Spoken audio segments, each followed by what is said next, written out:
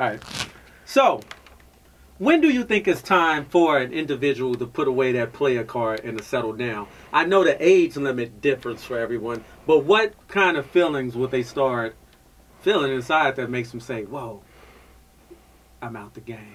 I think some dudes never get out the game. And I think that's the great thing about life, is that you get to make the choice. You get to make the choice. But I think what happens ultimately is that we get to a point where you've done it all and you want something that's more meaningful. Other things become more important. You know, artistically, your artistic expression, your, you know, raising children. I mean, so the question is, if you got kids and you running around chasing skirts, are you really being the best father that you could be? That's time that you could be spending with your kids. It's impossible. Yeah. You can't trade service and raise a kid. Yeah, you can't. You got to do one. And if you are authentic, you talk about credibility. The credibility of having a kid with somebody is. Here's an interesting thing that I always think is interesting is you get a guy and he will buy a puppy, want a dog. And he will keep that dog, walk that dog, take that dog to the vet, make sure it's got the shots, feed it every day. It'll be snowing, it'll be raining, they'll get up, walk the dog, because you got to walk the dog, because what happens if you don't walk the dog? He's going to mess in the house. But then he'll have a relationship and do none of that.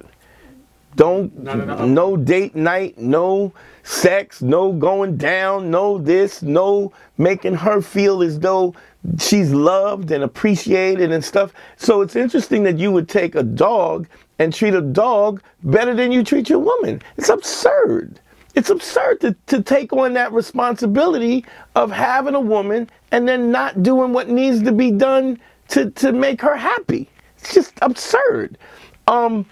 And then you wonder why she don't wanna blow you on the highway no more, or she don't want to give. It's the same thing that got you to the point where she was turned on and she wanted you is the same thing you got to do to keep her.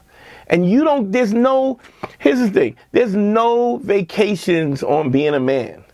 Asking if you could just love your chick, just love her, is like asking, can I take a nap while I'm driving on the highway? No, you got to be a man every day, all day, in your sleep, in your wake time. You got to always drive, because the minute you stop driving, the car's going off the road. So it's an interesting thing how you'll take a puppy and do everything that a puppy needs to be, because you go, well, this is my responsibility, and then you have a woman or a wife and not do any of those things.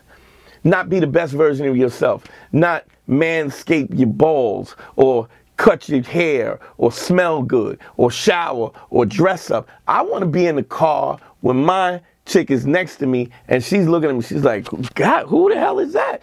Oh, that's my man. That's the man I've been dating for the last 15 years. I'm still hot for this dude because he's still making it happen. The thing is, people get in relationships and tend to get lazy. And it's not because a sexual act was achieved. It's almost survival instincts, you know, energy and mass. You know, if you burn too much energy put in a relationship, you die quicker. Like you said, you cannot stop being a man. It's stressful as hell to be a man. Right. And I don't think people understand how stressful it could be. Well, here's an interesting, I think, but if you have a good relationship, that's when your woman gets to be the rock for you. Like, so what's interesting about that is when you're a guy who's always a man and always that rock, they love to see you vulnerable and not too much, but it gives them a fulfillment to be able to be there for you. You know, like and you've I know you've experienced. You ever have sex with a girl and you personally not have an orgasm, and then you're sleeping with this girl and you don't have an orgasm and don't. So what happened? For me, intimacy is really important. So I'd been around the block so much that I couldn't have an orgasm with a woman until I was intimately connected with her. So sometimes it would be weeks before I would actually have an orgasm, and then she would start feeling insecure because she was like, I want you to come, I want you to, and I'm like, well, we will, relax. But she starts feeling insecure because she doesn't feel adequate. What's interesting about, so it all, the game changes. So as much as we're different as men and women, we're still the same. We're 99% the same. I used to use this analogy. If you had if a woman calls you up, and not now, but when you were younger, bad woman calls you up, she says, listen, here's my, let me get your number.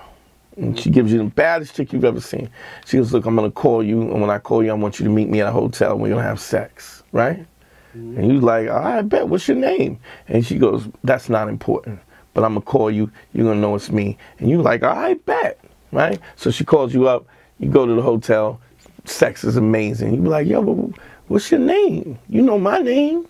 What's your name? He's like, listen, that's not important, but I'm going to call you in a week or so, just make sure you're available. You go, all right, bet. Same thing happens. She calls you up, you go to the hotel, you have sex. You're like, after a while, you'll have a guy go, listen, I'm not going to have sex with you until you tell me your name. I'm not going to be used and treated like an object like this. The roles change because we need the completeness, entirety of intimacy, physicality, and emotion. And when how we see those things as important is different in each person. But if you're not getting any of that, when you have a woman that's really just using you as a sexual object, even as a man, after a while you go, nah, if you ain't tell me your name, I'm not coming. Where do you work? What do you like? What's your favorite color? You know what I mean? And so initially that might not be the case, but with time, those things become important depending on the emphasis of importance that you put on it. So. Boom. And if you guys want to listen to my podcast is called Man School 202. You can go to manschool202.com or just go to dantenero.com and click on podcast. You can get it there. You can also get it on iTunes. It's called Man School 202. I have everybody on it, men, women, trans, everything in between.